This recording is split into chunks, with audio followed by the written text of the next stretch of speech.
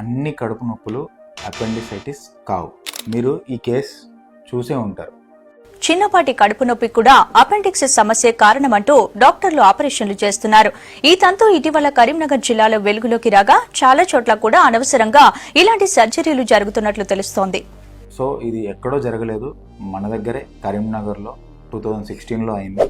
ఒక స్కూల్లో అవసరం లేకున్నా 200 మంది పిల్లలకి కడుపు నొప్పి అనగానే అపెండిసెక్టమీ ఆపరేషన్లు చేశారు. సో అసలు అపెండిసైటిస్ వచ్చిందా లేదా అని మీరు ఎట్లా గుర్తుపట్టాలి? సో అపెండిసైటిస్ అంటే అందరికీ తెలుసు, కడుపు నొప్పి వస్తుంది, 24 గంటల ప్రాబ్లం అని కూడా అంటారు. వితిన్ 24 అవర్స్ సర్జరీ చేయకపోతే కాంప్లికేషన్స్ అవుతాయని.